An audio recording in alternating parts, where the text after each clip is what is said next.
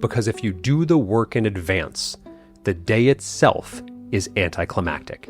You wake up on that Monday, the portfolio is structured, the cash is sitting there, the beneficiaries are right, your spouse knows where everything is, your health care is covered. And then you make a coffee, you walk to the window, and you realize that the calendar in front of you is genuinely, completely, fully yours. Hello friends, this is Tyler Gardner welcoming you to another episode of your Money Guide on the Side, where it is my job to simplify what seems complex, add nuance to what seems simple, and learn from and alongside some of the brightest minds in money, finance, and investing. So let's get started and get you one step closer to where you need to be. Quick note before we dive in. July's pre-order incentive for my book Real Wealth is live, and this one is for the investors who are ready to go beyond the basics. Pre-order this month, tell me you did at tylergardner.com/book, and I'll send you Investing 2.0, Beyond the Foundation, a full-hour video presentation on the 5 things every investor needs to know after they've mastered the fundamentals. Yours to keep, delivered to your inbox digitally in early August. And if you pre-order now, you're locked in for every monthly incentive through December 1st. tylergardner.com/book. Now let's get into it.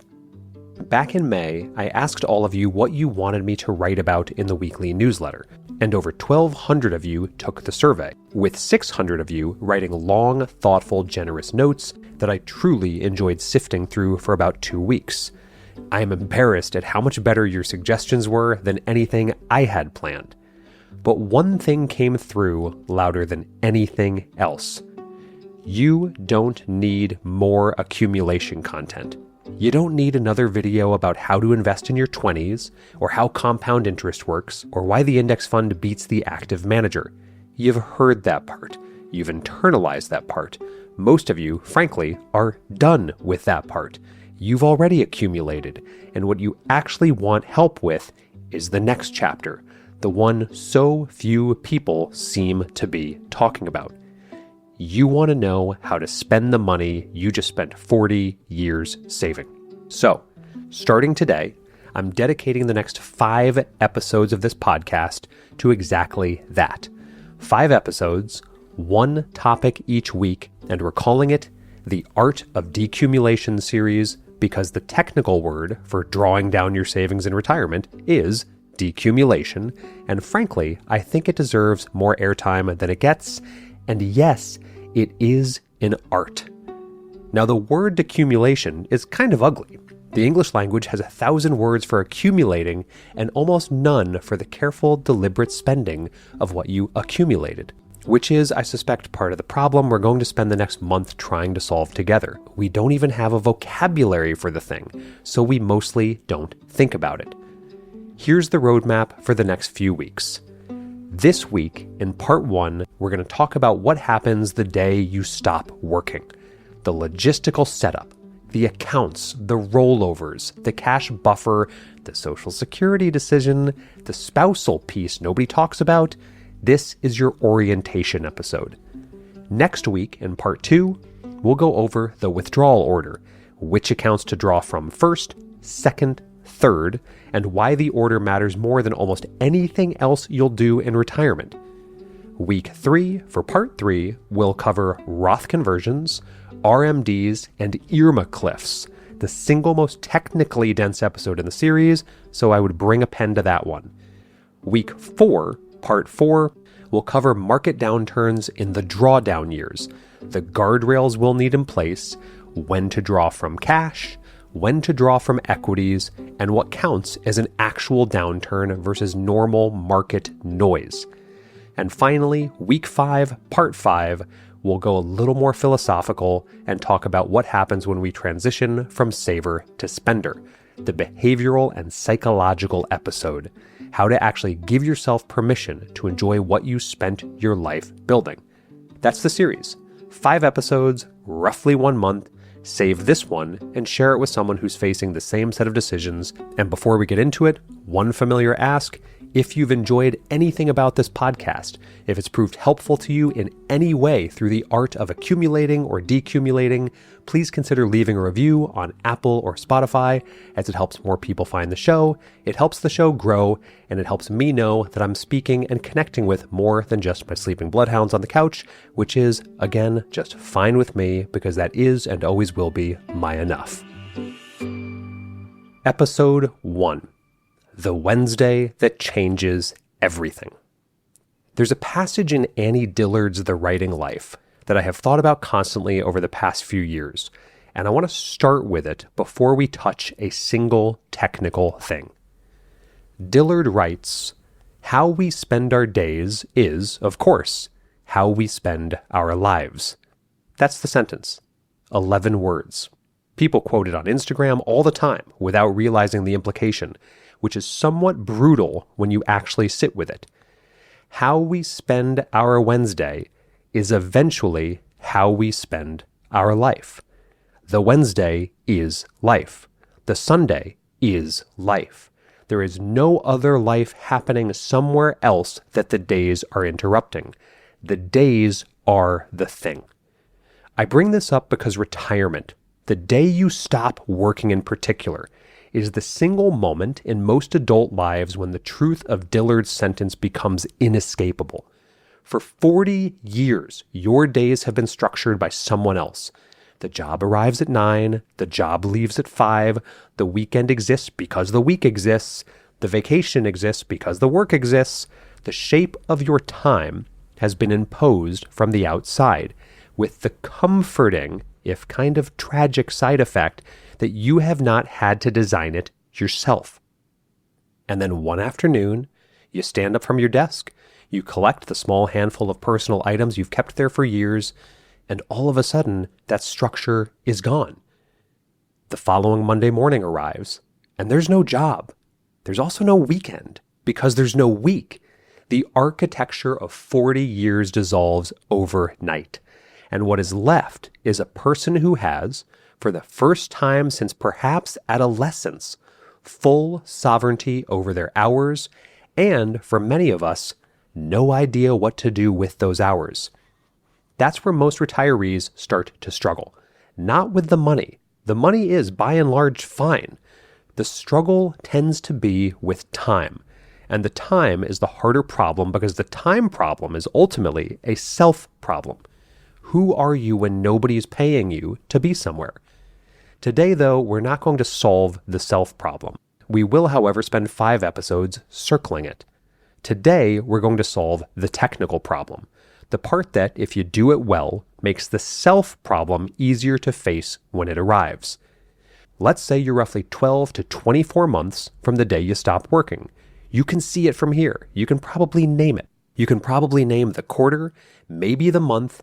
You've spent the better part of 3 decades, maybe 4, accumulating a portfolio that, by most objective measures, is the result of an enormous amount of discipline, sacrifice, and patience. You did the saving, you ignored the bad advice, you didn't panic in 2008 or 2020 or any of the smaller dips in between, you stayed in your seat, the number on the screen is bigger than you ever thought it would be, and now you have the problem that you never had before. You have no idea what to do on the day you stop working. You know how to save. You have a system for that. You know how to invest. You have funds picked out, accounts contributing automatically.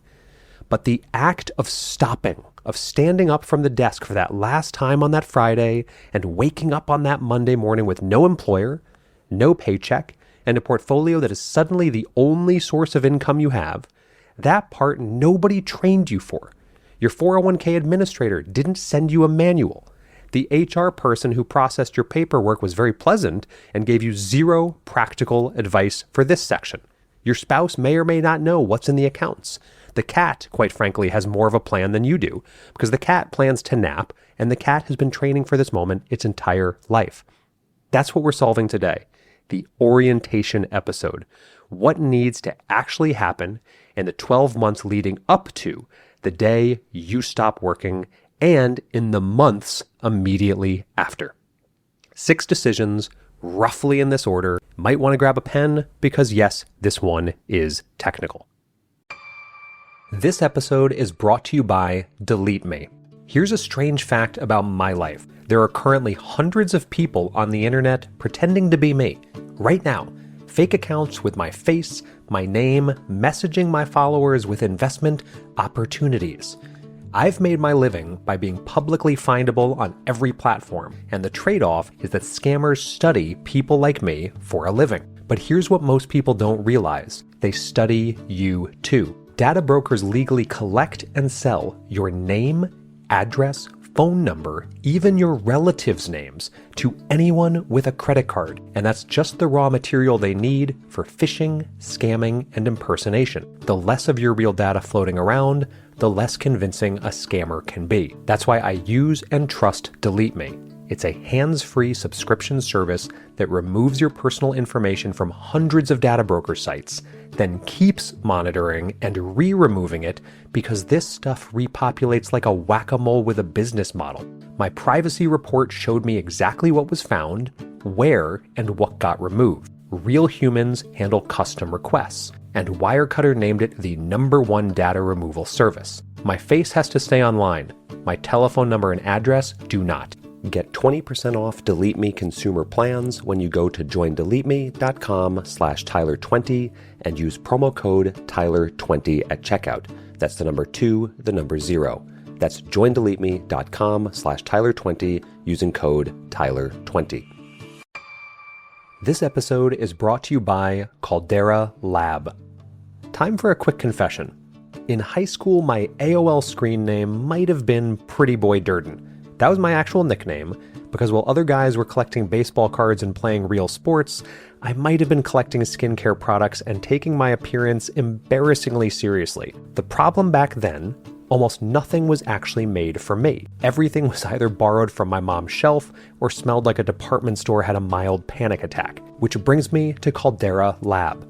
They make high-performance skincare specifically engineered for men, and it's science-backed and clinically tested. The regimen is 4 simple steps that I love. The Clean Slate Cleanser, the eye serum for when I look like I've been up writing YouTube scripts until 2 a.m., because most likely I have been, the Base Layer Moisturizer, and the Good, their best-selling serum with over 3.4 million antioxidant units per drop. And it's backed by real clinical testing, not just a charade of marketing claims. 100% of participants said their skin looked smoother and healthier, and 94% said it looked younger overall.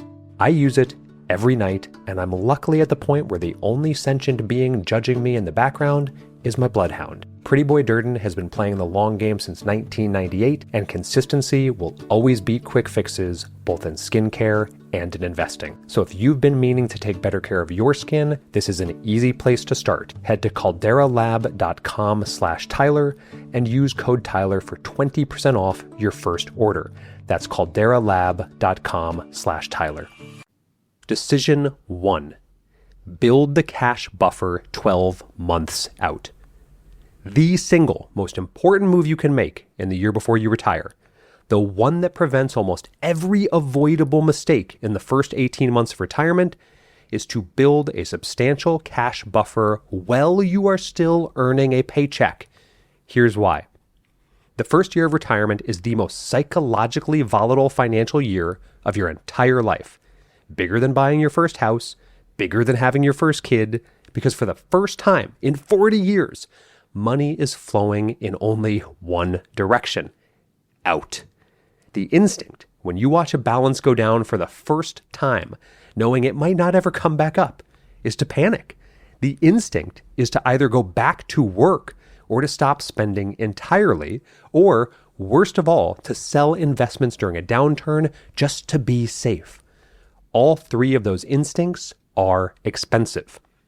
There's a concept in psychology that we've been over multiple times called loss aversion. Kahneman and Tversky's research eventually won Kahneman the Nobel Prize. The finding distilled is that human beings feel the pain of losing $100 roughly twice as intensely as they feel the pressure of gaining $100. We're not wired to be neutral about loss. We're wired to overcorrect. This is fine when you're accumulating, because the asymmetric pain of losses pushes you towards saving more, which is helpful in that phase. It is catastrophic when you are decumulating, because the same wiring now pushes you to sell exactly at the moment you should hold.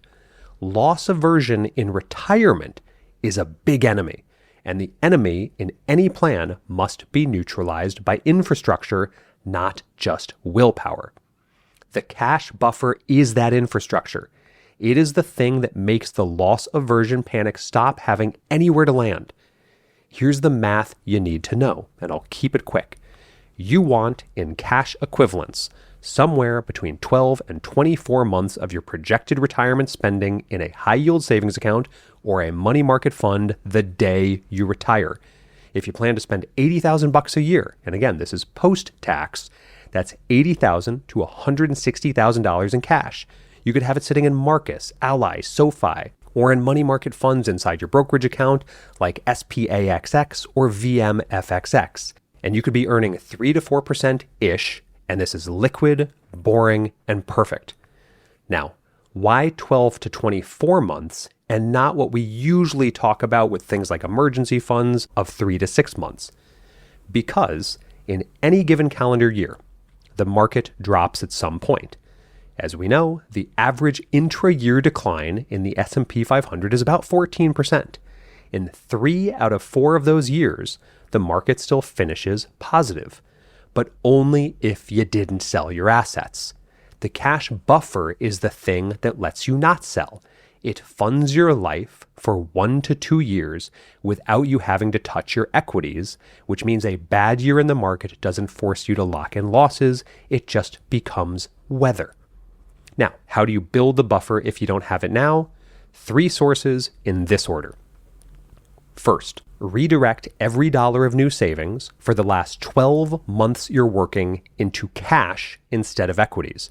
You're done accumulating. The marginal dollar at this stage is not better invested in the market. It's better deployed as the cash cushion that lets your already invested dollars stay invested. Second, if you're getting a final year bonus, severance, payout for unused PTO, that's added to the buffer. Do not invest it, bank it. And third, you can sell down a small piece of your taxable brokerage in the year you retire when your income drops. If you're in the 0% long-term capital gains bracket, which married filing jointly in 2026 means taxable income under $98,800, you can realize gains in a taxable account at 0 federal tax. This is the single most underused move in the whole pre-retirement playbook. Most people don't know it exists. It is one of the best kept secrets of the US tax code, but it is not a secret. It is part of the code. You need to know about it. 12 to 24 months of cash, sitting safely, earning interest before you stop working. That's the foundation everything else sits on top of, no matter what you plan to do with the rest of the money. Decision 2. Decide what's happening with your 401k. Now, so many of you have written to me saying, Tyler, most of your drawdown plans don't work because most of our assets are in a pre-tax 401k. Correct. Let's get into that. The day you stop working, you have 3 options for what happens with your employer 401k. Each has trade-offs, and I'll give you the short version of all 3 and then tell you what I'd actually do. Option 1, you can just leave the money where it is. Most employer plans allow former employees to keep their 401k at the plan administrator indefinitely.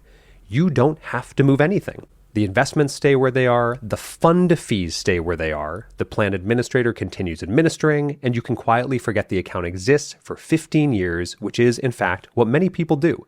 The one issue here, to me, is usually 401k fund fees are more expensive than individual retirement account fees. And if you are not working for an employer, you usually now take on the administrator fees, which can be 0.5 to 1% on top of the fund fees. So you can probably see what I think about this option, but many people do it. Option 2, roll it into an IRA.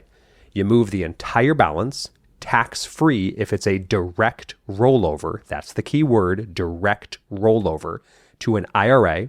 You can do this through Fidelity, Vanguard, Schwab. Now it's no longer governed by your old employer's plan rules. You have complete control over the investments, complete control over the withdrawals, and access to roughly 12,000 more funds than the typical 401k menu offers. And if you like your current funds, you can usually transfer in kind, that's the key word, in kind, to your new IRA and keep the funds unless they were proprietary funds from the 401k. Option 3, roll it into your new employer's 401k, and that's only relevant if you're going to a new W-2 job. Not the scenario for most of you listening to this, but if it is your scenario, congratulations on the next act. Please skip this section and meet us at decision 3. What I would actually do, roll it into a traditional IRA at the same custodian where I plan to live for the rest of my financial life. Here are the reasons.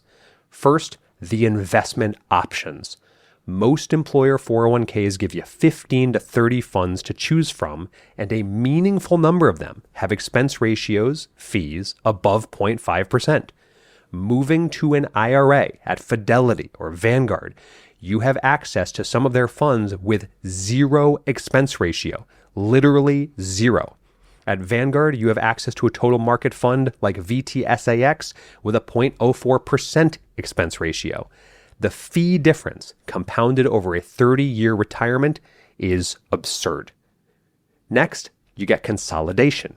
If you've accumulated 401ks at 3 previous employers, you now have 3 separate accounts, 3 separate websites, 3 separate beneficiary forms, 3 separate statements. Rolling them all into one IRA eliminates the cognitive overhead and dramatically reduces the chances that something gets lost. This matters way more than people think. The number of orphaned 401ks in this country, accounts whose owners have simply forgotten they exist, ready for this, is in the trillions. Trillions with a T. Do not contribute another account to that pile. Next, required minimum distributions. When RMDs kick in at age 73 or 75, depending on how old you are now, they're calculated separately for each retirement account. 1 IRA for you equals 1 calculation. 3 IRAs, 3 calculations. Trust me when I'd say you'd rather have 1. Finally, beneficiary control. IRA beneficiary forms tend to be cleaner and easier to update than 401k ones. We'll come back to this. Now, the one major exception to always roll it into an IRA is the rule of 55, and you need to know about this exception. If you're leaving your job in the year you turn 55 or later, your existing 401k, the one at the employer you're leaving from, gives you penalty-free access to those funds before age 59 and a half. But if you roll that 401k into an IRA on day one, you lose the rule of 55 access forever. So if you're 55 to 59 and a half when you retire, and you might need to tap that money before 59 and a half, do not roll it. Leave it at the plan administrator. Keep the optionality, because optionality in finance is almost always worth the small price of an administrative inconvenience. For everyone else, although this is not advice, it's as close as I get to giving you a one-size-fits-all, I would roll it to an IRA at Fidelity, Vanguard, or Schwab, same day, ideally. Don't let it sit and get forgotten, and don't let your assets get eaten alive by fees you no longer need to pay. Now, how do you actually do this? Always call the receiving custodian, Fidelity, Vanguard, Schwab, and you tell them you want to initiate a direct rollover from your previous employer's 401k. They handle the paperwork, they contact the old plan administrator, the money moves directly between the institutions. You never touch it, which is critical, because if you accidentally take a distribution, the IRS will treat it as a taxable event, your old employer will withhold 20% for taxes, and you will have 60 days to redeposit that money in a new IRA or 401k, or you're going to face additional penalties as well. Long sentence short, Do a direct rollover and never touch the dang money. This episode is brought to you by Facet. If you know who Frank the Tank is, and your idea of a nice little Saturday involves Home Depot, some wallpaper, maybe flooring, this one is for you. There are 3 things your percentage-based financial advisor is hoping you never think about, and I know this because I've been a percentage-based financial advisor. Number 1, it is not twice as hard to manage $2 million as it is to manage $1 million. Same asset allocation, same phone calls asking how the kids are doing, exactly twice the fee. Someone please make that make sense. Number 2, that line they fed you, the "we do better when you do better," sounds great until you realize the fastest way for them to do better is to put you in riskier assets than you wanted or needed. Your risk tolerance and their incentive structure have never been properly introduced. And number 3, notice how they never tell you the fee in dollars, only the percentage. Same reason casinos take your cash and give you chips. Once it's not in dollars, it doesn't feel like dollars. Ask your advisor what 1% costs you annually in actual dollars. See how they respond. I'll wait. Facet works differently. 1 flat annual membership fee, no percentage, no commissions, no casino chips, just a dedicated team of CFP professionals who help you figure out what you want your money to say about your life. Book your intro call at facet.com/Tyler, and you'll still have time for a quick visit to Bed Bath & Beyond. Facet is an SEC-registered investment advisor. This is not advice. All opinions are my own and not a guarantee of a similar outcome. I'm not a member of Facet. I have an incentive to endorse Facet as I have an ongoing fee-based contract for cash compensation, as well as a percentage of equity in Facet based on this endorsement. This week's episode is brought to you by Gelt. Most of you listening probably already work with someone for taxes, but if you're a solopreneur, a real estate investor, or a high net worth individual whose CPA has somehow gone completely radio silent since April, this is for you. A great CPA gets in touch with you. They call in July. They ask if you've thought about something. They don't wait until March to react to a bill that was already written. The moves that actually reduce your tax burden don't happen in March. They happen now. PTE elections, S-Corp timing, K-1 cleanup, prior year retirement contributions. Real tax strategy takes months to implement, and summer is exactly when the smart decisions get made. By January, the year is already over. Gelt is built around exceptional tax professionals focused on your strategies and your relationship, powered by cutting-edge technology that handles the rest. This is for those who demand talent and welcome innovation and know the difference between ordinary and extraordinary everywhere. Gelt is taking on new clients this quarter, including an extension rescue program for anyone who filed an extension and needs a deadline-safe handoff. Done right, your tax strategy could pay for a genuinely excellent summer vacation. Done wrong, the IRS is going to get that trip instead. Visit joingelt.com/Tyler to get started. That's joingelt.com/Tyler. Decision 3. The Social Security question, or how to bet on your own longevity without being a little weird about it. I'm going to handle this one quickly because we've already gone over this in a full episode, but here's the framework that will get you 90% of the way to the right decision for you. You can claim Social Security as early as age 62 or as late as age 70. The benefit grows by roughly 8% per year of delay between full retirement age, for most of you listening that's 67, and 70. So the spread between claiming at 62 and claiming at 70 is enormous. Roughly $250,000 to $300,000 in lifetime benefits, depending on your earnings history and depending on, your lifetime. Most personal finance advice tells you to delay until 70. And most personal finance advice is, in my opinion, a little wrong about this, or at least overconfident about it. Because the actual math that I always look at is the break-even age for delaying, the age at which you've collected enough larger checks to make up for the earlier smaller checks that you forwent. It's generally around age 79 to 81, depending on the specific delay scenario. So if you live to 90, delaying is the clear winner. But if you die at 76, claiming at 62 would have been the better move. Additionally, as I've mentioned in a little bit of my short form, $1 at 62 to me far outweighs $1 at 80. I'm sorry. I will want to do more with my dollars at 62 when I believe I will be more physically and mentally able to enjoy that dollar than I will at 80. So I'm not even saying I won't live to 80. I'm just saying I think I will enjoy my dollars even if fewer at 62, but that's just me. So what does this mean for you? It means that you're trying to solve a longevity problem. And longevity, unfortunately, is unknowable. You're being asked at 62 to place a wager on a number, your own lifespan, that you cannot possibly know. And the wager pays off only in scenarios you would rather not have to evaluate during dinner. So here's the strange philosophical truth of this decision. The conventional advice, delay until 70, is in essence an instruction to bet on your own long life, to bet that you'll be there to collect. The early claim choice, take at 62, is the opposite. It's a bet on the present, a bet that the years between 62 and 79 are worth more in lived experience than the larger checks that might or might not arrive starting at 79. The key here is that both bets are reasonable. They are also structurally two different theories of what a life is. The delay strategy treats your future self as the protagonist. The early claim strategy treats your present self as the protagonist.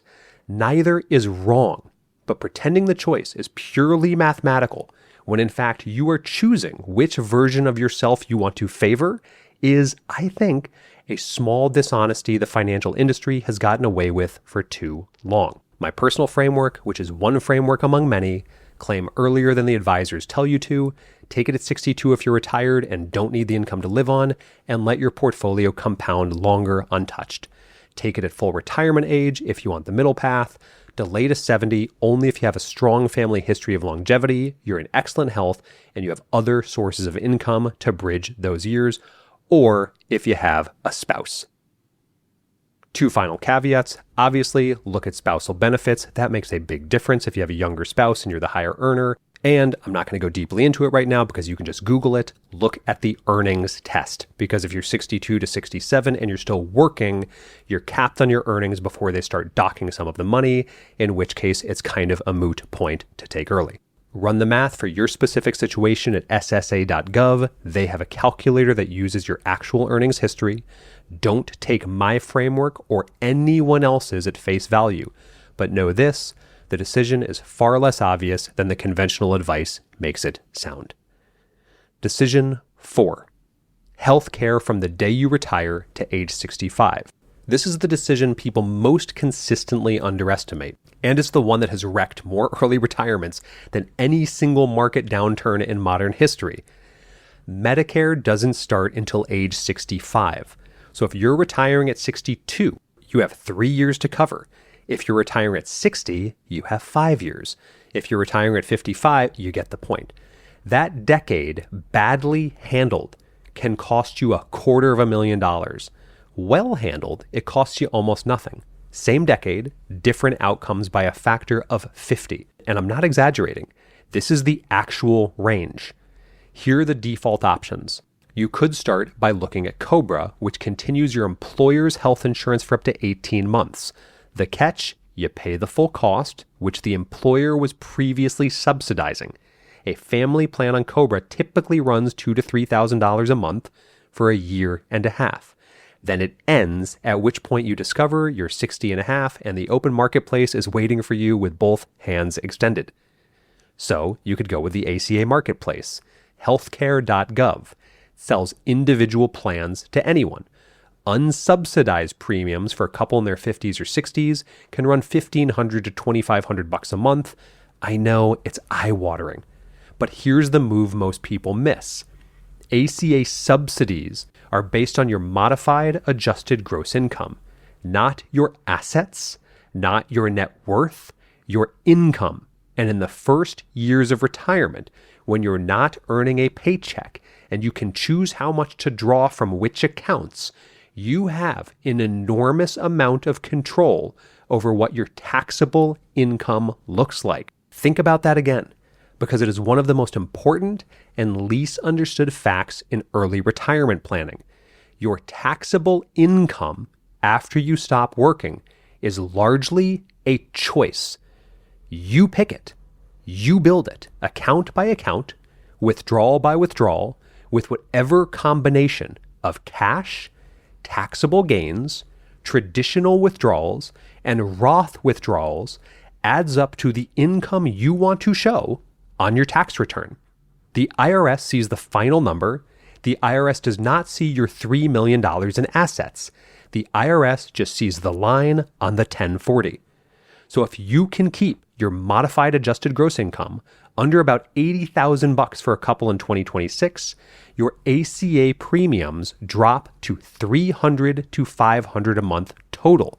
Some couples pay essentially nothing.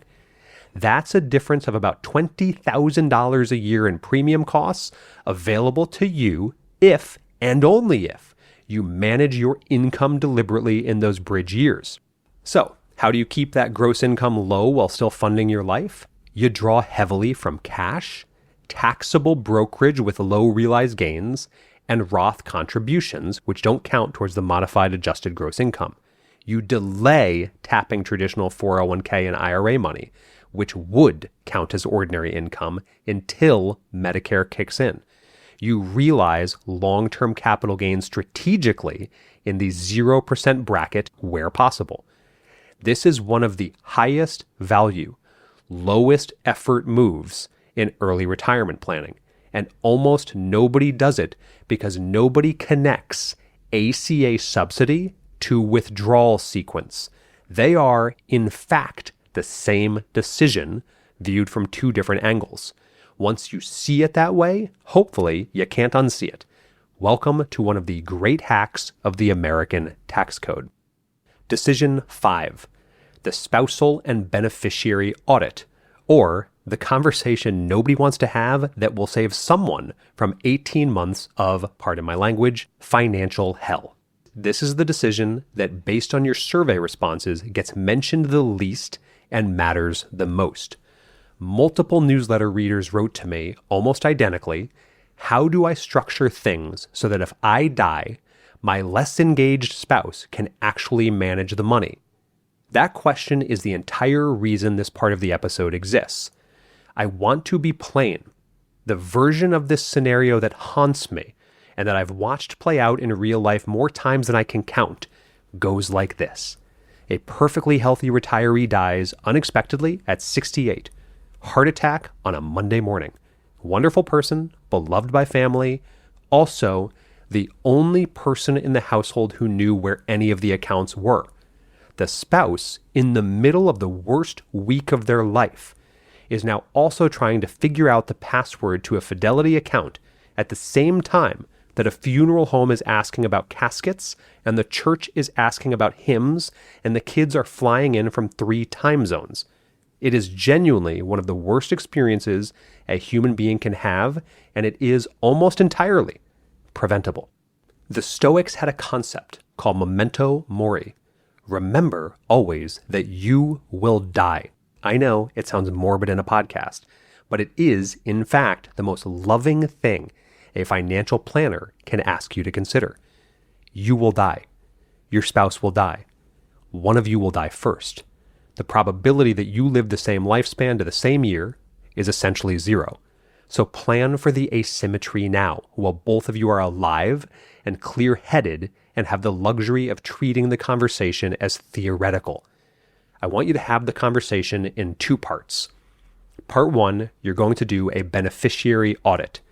Every retirement account, every life insurance policy, every annuity has a beneficiary designation. That designation supersedes your will. The Supreme Court has affirmed this multiple times. If your 401k beneficiary is still listed as your ex-spouse from 20 years ago, and statistically, many people's are, because no one ever updates these things, your current spouse gets nothing, regardless of what your will says. There's a published estate case for almost every variation of this disaster. People have lost houses, college funds, and the better part of their financial lives to a single, unupdated form from 1998. And the audit is simple.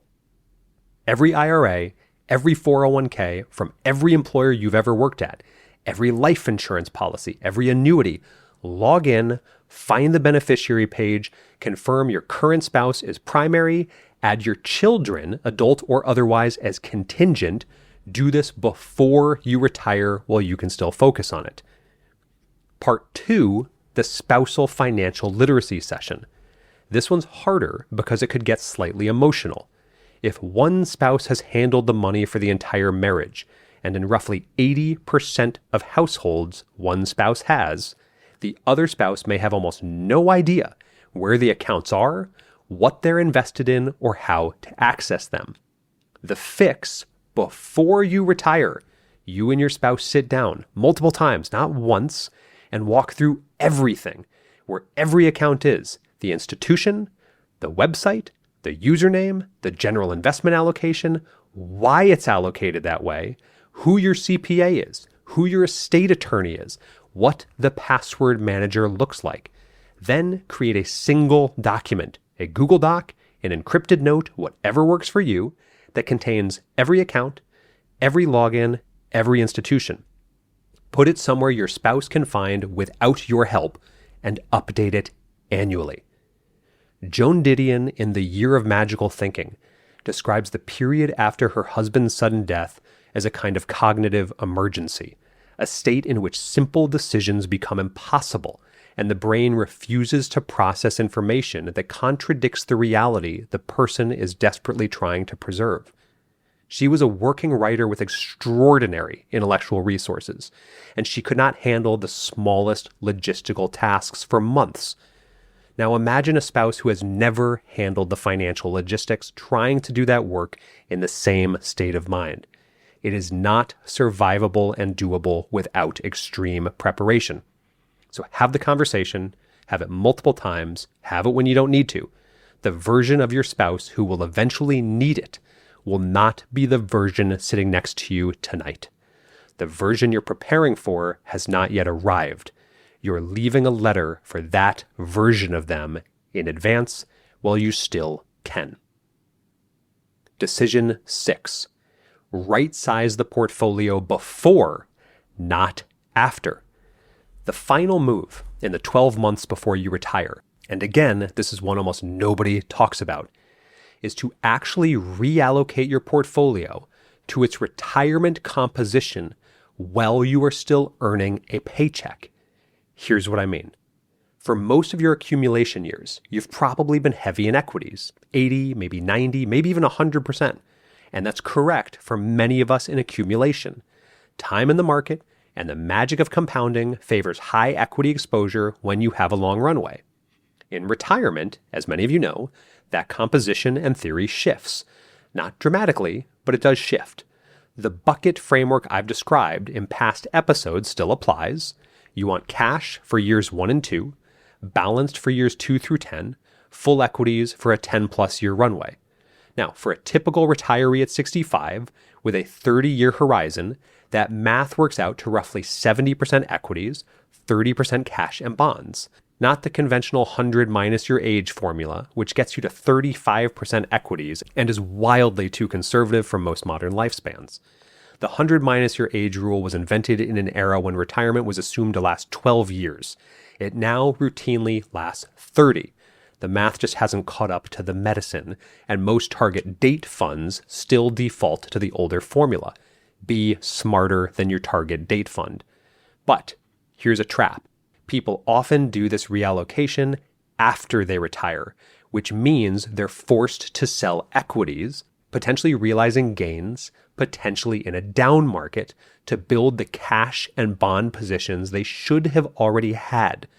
The right move is to start the reallocation in the 12 to 18 months before you retire, while you're still earning, so that the cash buffer, decision 1, and the bond or conservative position are funded out of new savings rather than out of selling existing equity positions.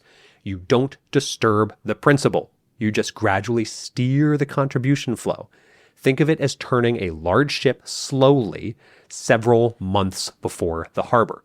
Same destination, none of the dramatic last-minute maneuvering that breaks things in retirement portfolios.